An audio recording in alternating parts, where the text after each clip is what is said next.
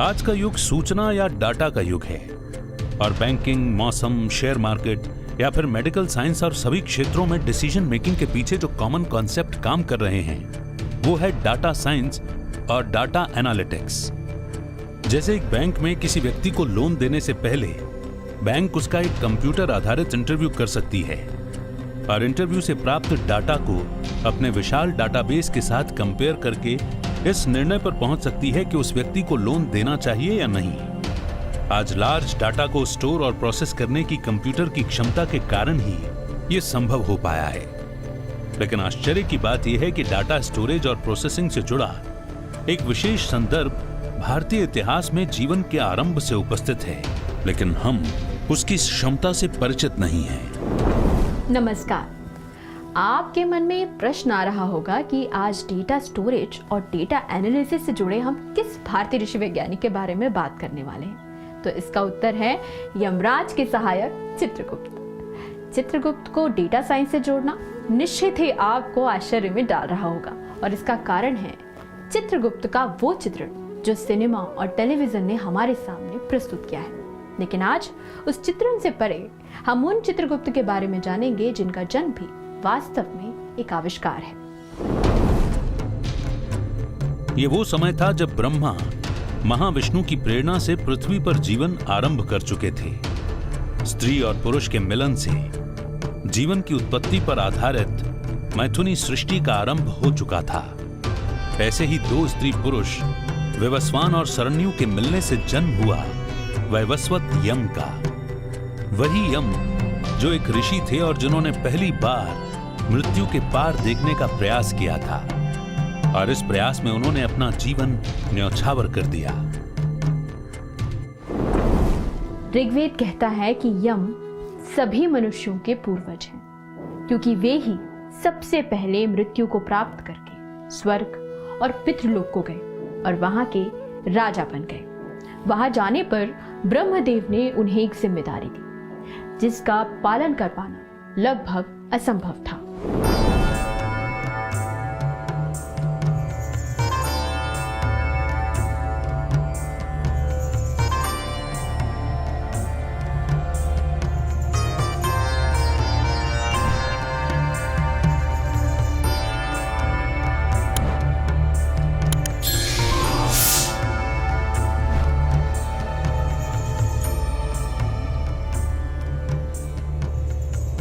यम, तुम प्रथम ऐसे मानव हो जिसने मृत्यु के बाद की दुनिया देखी है।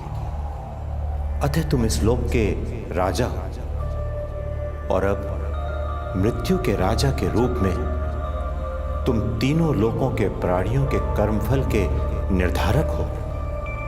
परंतु ब्रह्मदेव, यह कार्य मैं कैसे करूंगा?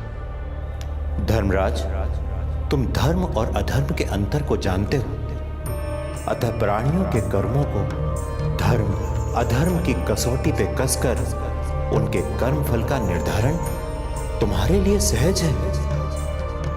नहीं ब्रह्मदेव, आपके द्वारा निर्मित इस प्राणी जगत में 84 लाख योनियां हैं, अर्थात 84 लाख जीवन रूप।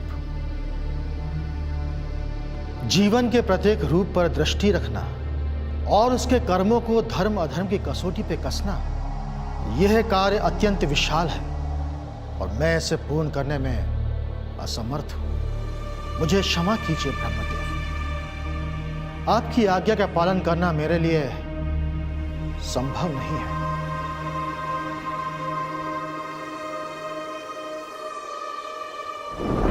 ब्रह्मदेव यमराज के प्रश्नों के उत्तर में कुछ कह नहीं पाए। यदि हम आज के संदर्भ में ये विचार करें तो यमराज के सभी प्रश्न कहीं ना कहीं डेटा संग्रहित करना या स्टोर करने या उसे प्रोसेस करने से जुड़े हुए थे। इनके उत्तर हमें उस मनःस्थिति को जानने पर मिलेंगे जिसमें यमराज के प्रश्नों के बाद ब्रह्मदेव थे। यमराज के प्रश्नों के बाद ब्रह्मदेव मौन हो गए थे। ऐसा कहा जाता है कि वे लगभग 11,000 वर्षों तक मौन समाधि में रहे। उनके मन में यमराज के प्रश्न गूंज रहे थे। वे स्वयं इस सत्य से परिचित थे कि उन्होंने जीवन मृत्यु का ये संसार रच तो दिया है, लेकिन इसके नियम तय करना बहुत कठिन है। परंतु वे स्वयं ब्रह्म हैं। उनके मन में यदि प्रश्न जन्म लेते हैं तो उनके उत्तर भी आकार लेते हैं, परंतु अभी उत्तर कहीं नहीं थे, केवल प्रश्न थे, वो भी असंख्य। यम का कथन सत्य है। 84 लाख प्राणी रूप हैं। किसका जीवन कब समाप्त हो जाए ज्ञात नहीं।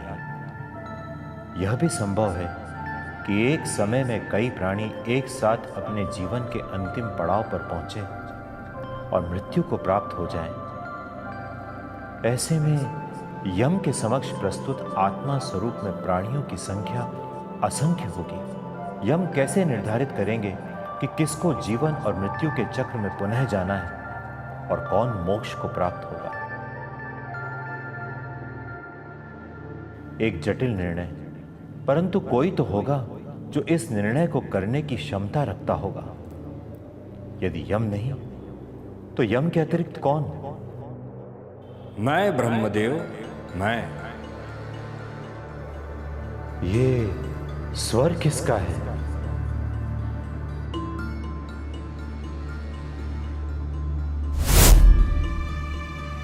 प्रणाम ब्रह्मदेव।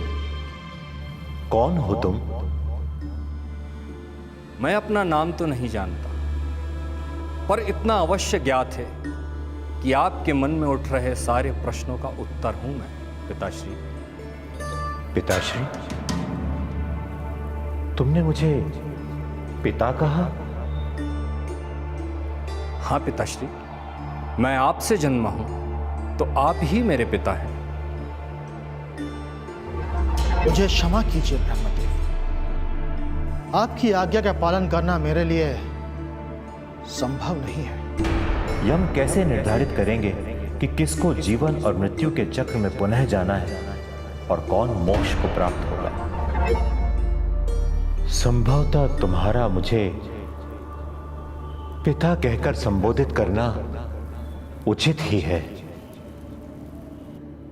आपने मुझे पुत्र के रूप में स्वीकार किया है पिताश्री, तो मुझे एक उचित नाम भी प्रदान कीजिए।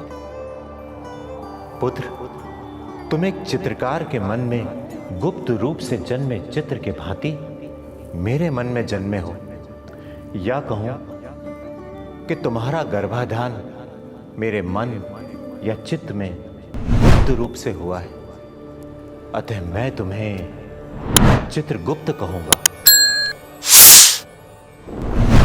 जो आपने अभी देखा वो पद्म पुराण, गरुड़ पुराण और भविष्य पुराण जैसे ग्रंथों में चित्रगुप्त के जन्म के वर्णन से मेल खाता है। इस वर्णन में चित्रगुप्त एक वैज्ञानिक आविष्कार से प्रतीत होते हैं। ऐसा प्रतीत होता है कि ब्रह्मदेव एक वैज्ञानिक हैं और वे किसी समस्या पर काम कर रहे हैं और समाधान के रूप में एक आविष्कार ने जन्म लिया, जिसे चित्रगुप्त नाम मिला। पुराणों में जन्म के समय से चित्रगुप्त के स्वरूप का वर्णन भी है। उसके अनुसार उनके एक हाथ में कलम और दूसरे में स्याही है। कहीं कहीं एक खाली पुस्तक की बात भी कही गई है, जिसे अग्रसंधानी कहा जाता है। इस पूरे वर्णन से स्पष्ट है कि वे लेखा जोखा रखने की क्षमता रखते थे। कंप्यूटर साइंस की दृष्टि से देखें तो उनमें डाटा स्टोर करने की क्षमता थी, लेकिन सिनेमा और टेलीविजन में चित्रगुप्त का चित्रण करने वालों ने उनके सामर्थ्य पर विचार नहीं किया और उन्हें बस यमराज के मुंशी की तरह प्रस्तुत कर दिया। निश्चित ही ये भारतीय ज्ञान, परंपरा और इतिहास को झुटलाने का प्रयास था। यमराज और चित्रगुप्त को हास्यास्पद तरीके से प्रस्तुत करने के पीछे कहीं न कहीं कर्म आधारित पुनर्जन्म की अवधारणा को अस्वीकार किया गया, लेकिन इसका दुष्परिणाम यह हुआ कि हम चित्रगुप्त जैसी एक वैज्ञानिक सोच को जानने से वंचित रह गए। पिताश्री, आपने मुझे जीवन दिया, ये नाम दिया, स्वरूप दिया। कृपा करके अब मेरे जीवन का उद्देश्य परिभाषित कीजिए। पुत्र, तुम मृत्यु और पितृलोक के राजा यम के सहायक बनोगे। तुम्हारा कार्य यह है कि तुम तीनों लोकों के समस्त प्राणियों के कर्मों का लेखा जोखा संग्रहित करो और उससे यम को परिचित कराओ। अवश्य पिताश्री, परंतु इतने विशाल संग्रहण का उद्देश्य क्या है? चित्रगुप्त, ये प्रकृति कर्म प्रधान है। ब्रह्मदेव की आज्ञा अनुसार मेरा कर्तव्य प्राणी की मृत्यु के पश्चात उसके कर्मों के फल का निर्धारण करना है, जिसमें सहायता करेगा तुम्हारे द्वारा संग्रहित कर्मों का लेखा जोखा। परंतु यह उत्तरदायित्व मैं कैसे पूर्ण कर पाऊंगा? तीनों लोकों के समस्त प्राणियों के कर्मों का लेखा जोखा निष्पक्ष भाव से संग्रहित करना असंभव कार्य प्रतीत होता है। असंभव है पुत्र, परंतु उनके लिए जो असत्य और मोह से प्रभावित है, किंतु तुम असत्य और मोह से परे हो। तुम सत्यवादी और निर्मोही हो। तुम्हारे लिए यह कार्य सहज है। ब्रह्मदेव ने तुम्हें वह क्षमताएं प्रदान की है कि जिसमें तुम न केवल प्राणियों के कर्मों को संग्रहित करोगे, वरन उसे वर्गीकृत भी करोगे। वर्गीकृत? कैसा वर्गीकरण यमराज? तुम्हें प्राणियों के कर्मों को संग्रहित करते समय उन्हें दो भागों में वर्गीकृत करना होगा। प्रथम, सत्कर्म या धर्म पर आधारित कर्म, और दूसरा असत्कर्म और अधर्म पर आधारित कर्म। परंतु इस निर्धारण का स्तर क्या होगा? धर्मयुक्त व्यवहार का निर्धारण किस स्तर पर होगा? विचार, शब्द या कर्म? तीनों ही स्तर पर। यदि कोई धर्मयुक्त विचार करे, धर्मयुक्त वचन कहे या धर्मयुक्त कर्म करे, वो प्राणी द्वारा अर्जित धर्म ही कहलाएगा। जैसे सेवा भाव, सेवा के विषय पे चर्चा करना, सेवा करना, तीनों ही धर्म संगत है। इसके विपरीत यदि कोई चोरी करता है, चोरी करने की योजना पर चर्चा करता है या मात्र चोरी करने का विचार करता है, तो यह उस व्यक्ति द्वारा किया हुआ अधर्म कहलाएगा। हाँ पुत्र चित्रगुप्त, तुम्हें इसी भाव से प्राणियों के धर्म और अधर्म पर आधारित कर्मों का वर्गीकरण करना होगा और यमराज को प्राणियों के कर्मफल निर्धारित करने में सहायता करनी होगी। जो आज्ञा पिताश्री, मुझे आशीर्वाद दीजिए कि मैं अपने कर्तव्य का निर्वहन कर सकूं। तथास्तु पुत्र, तुम अपना कार्य अवश्य पूर्ण करोगे और संसार में अधिदेवताओं के साथ तुम्हें स्थान प्राप्त होगा।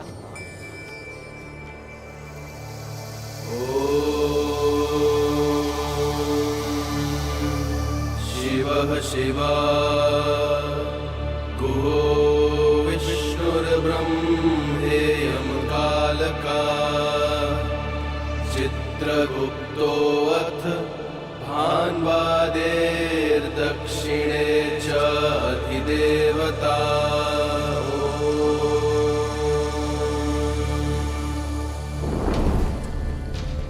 आज भी यज्ञ या अनुष्ठान करते समय यह विधान है कि नवग्रहों के मंडल में नवग्रहों के साथ अधिदेवता स्थापित कर उनका पूजन किया जाता है।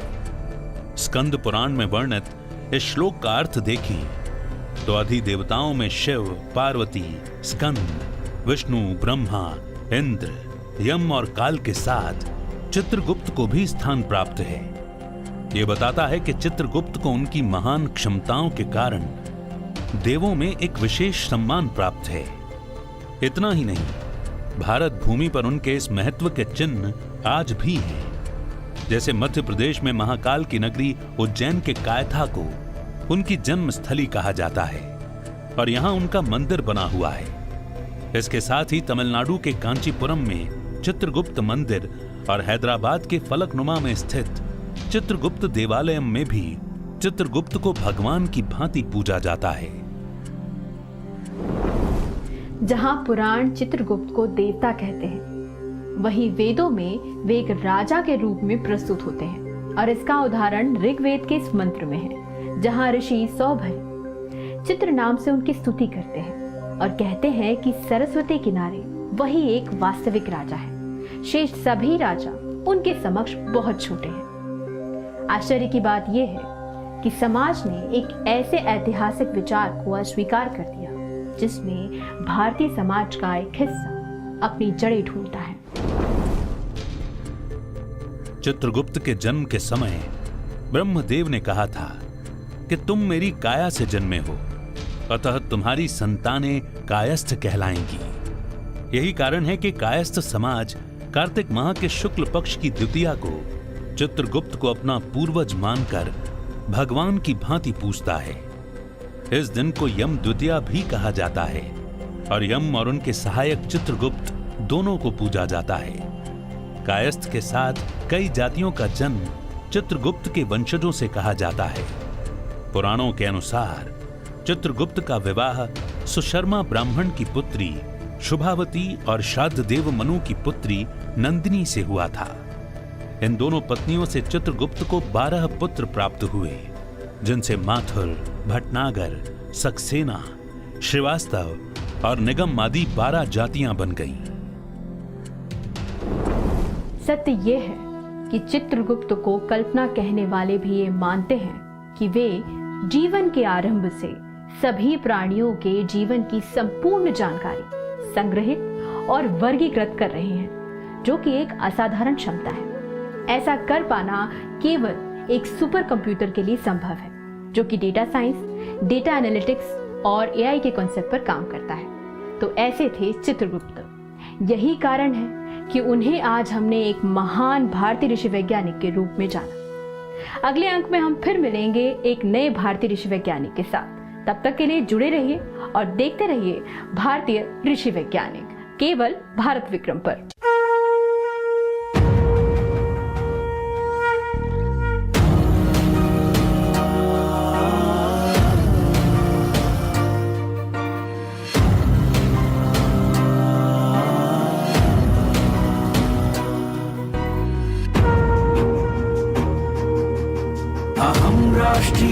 संगमनी वसूनां चिकितुषी प्रथम यज्ञयानां तां मा देवा व्यदध पुत्रा